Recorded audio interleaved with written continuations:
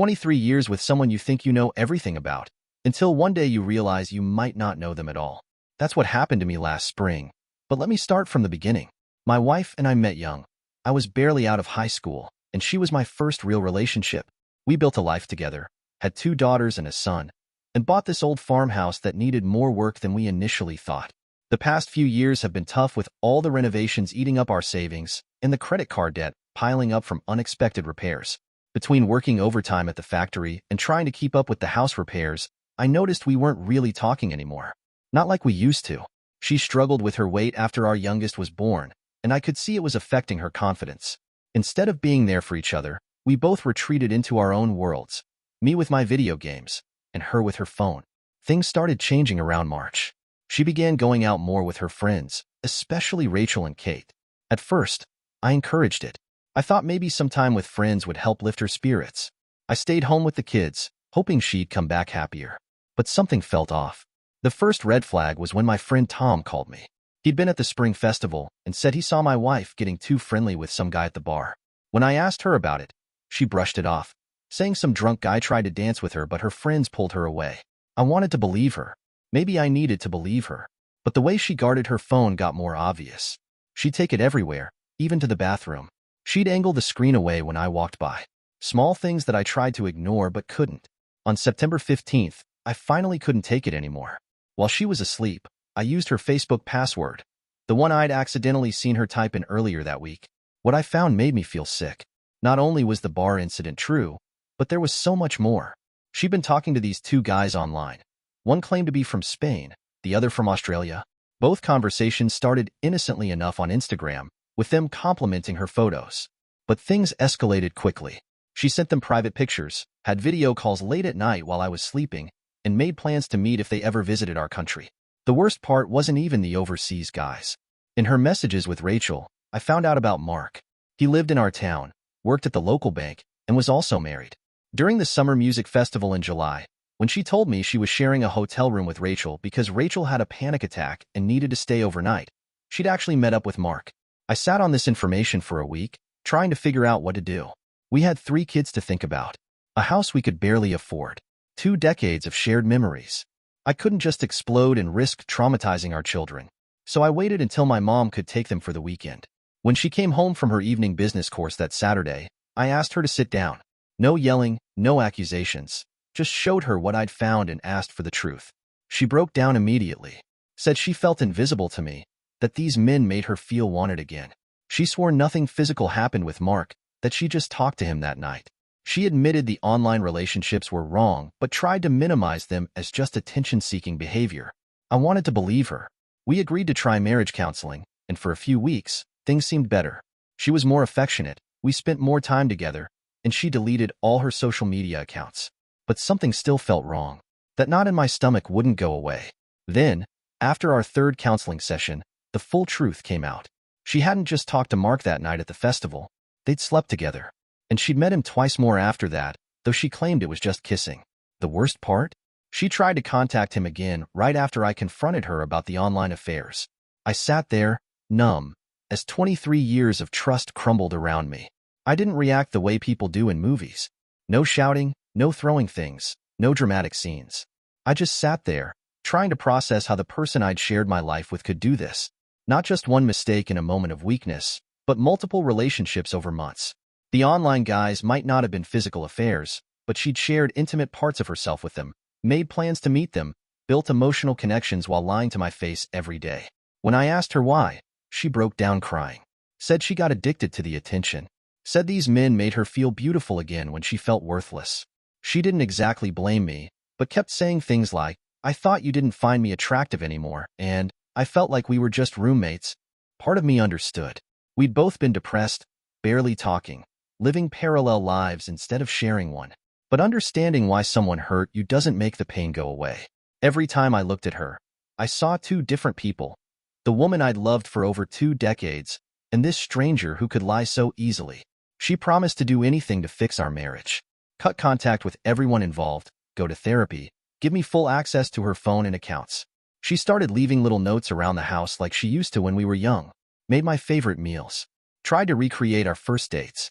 But it felt hollow, like watching actors perform scenes from our past. The hardest part was pretending everything was normal around the kids. They knew something was wrong. Kids always do. But we kept up appearances. During the day, I'd help with homework, coach soccer practice, and pretend my world wasn't falling apart. At night, I'd lie awake wondering if she was really asleep or texting someone else. I talked to my best friend Mike about it. He'd been through something similar years ago, though his ex-wife had only cheated once. He told me something that stuck with me. It's not about forgiving her. It's about whether you can live with yourself if you stay. That hit home. Every time I considered staying for the kids, or because of our finances, I felt a little piece of my self-respect die. The few friends who knew the truth were supportive, but divided. Rachel, who'd become friends with both of us over the years, said people can change if you give them a chance. Mike said I deserved better than spending the rest of my life wondering if it would happen again. The counseling sessions continued, but they started feeling pointless. Each new revelation hurt as much as the first. She deleted messages I never saw. Met Mark more times than she initially admitted. The timeline she gave me kept changing. Each final truth turned out to have more truth behind it. I started having trouble sleeping, lost weight. My work started suffering. The kids noticed I wasn't playing video games anymore, my usual way of relaxing. Instead, I spent hours staring at spreadsheets, trying to figure out if we could afford to separate. The house needed at least another $30,000 in repairs before we could sell it. We had credit card debt from the renovations. The thought of starting over at 45 terrified me. But slowly, something else started terrifying me more. The thought of staying, watching her check her phone and always wondering, meeting her for lunch and wondering if she'd met him at the same restaurant. Knowing there was always going to be a part of our marriage that included other men. After 6 weeks of trying to make it work, I finally admitted to myself what I'd known since that counseling session. There was no going back. Not after multiple affairs. Not after all the lies. Not after she reached out to him, even after I gave her a chance to save our marriage. I spent another week planning how to tell her. We had the kids to consider, families who'd been intertwined for decades, mutual friends who'd have to choose sides. I worried about how she'd handle it. She'd mentioned several times that she couldn't live with herself if people found out what she'd done. I chose a Thursday evening to tell her. The kids were at their after-school activities, and we'd have time to talk before they got home. I'd rehearsed what I wanted to say, but when the moment came, I just said it simply. I want a divorce. She didn't seem surprised. That hurt in its own way, like maybe she'd been waiting for it, knowing what she'd done was too big to fix. She didn't try to change my mind or promise to do better. She just kept saying, I know and I understand in this quiet voice I'd never heard before. Telling people was harder than I expected. My parents were supportive. Mom had guessed something was wrong months ago, but telling her parents felt impossible. These people had treated me like a son for over 2 decades. They'd helped us financially when we bought the house, babysat our kids countless times, included me in every family gathering. When we met them for Sunday dinner, we just said we were separating due to growing apart. The disappointment in their eyes was almost worse than anger would have been. My wife promised she'd tell them the real reason eventually, but I'm not sure she ever will. Part of me wants them to know the truth, but another part wants to protect their image of their daughter. Living in a small town makes everything harder. Everyone knows everyone. I didn't want my kids hearing whispers at school about their mom's affairs. I didn't want to be the subject of gossip at the local stores. So we agreed on the growing apart story for most people, with only our closest friends knowing the truth. The practical parts of separation are overwhelming. The house needs to be sold, but first we need to finish the renovations. We both need to find apartments we can afford on single incomes. We need to figure out custody arrangements. We've agreed to alternate weeks, but there are a million details to work out. School pickups, holiday schedules, who keeps which furniture, how to split the debt. Some days I wake up wondering if I'm making a mistake, if I'm being too harsh, too unforgiving. Then I remember the counseling session where she admitted contacting Mark after I'd already discovered the online affairs. Remember how easily she lied for months. Remember that this wasn't one mistake but a series of choices she made day after day. The kids are taking it better than I expected, though our youngest still asks when I'm coming home. We've tried to keep things as normal as possible for them. Their mother will always be their mother, regardless of what happened between us. I won't badmouth her to them or use them as messengers. Mike checks on me regularly, makes sure I'm eating and not just working myself to exhaustion. He's been helping me look for apartments, even offered his spare room if I need it. Rachel has been supportive too, though I can tell she feels caught in the middle. She's known my wife since college. I'm not angry anymore, just sad. Sad for the marriage we had, or thought we had. Sad for our kids who didn't ask for any of this. Sad for the future we plan that won't happen now. But underneath the sadness, there's something else growing. Relief. Relief that I don't have to pretend anymore. Relief that I chose self-respect over comfort. The divorce will take time.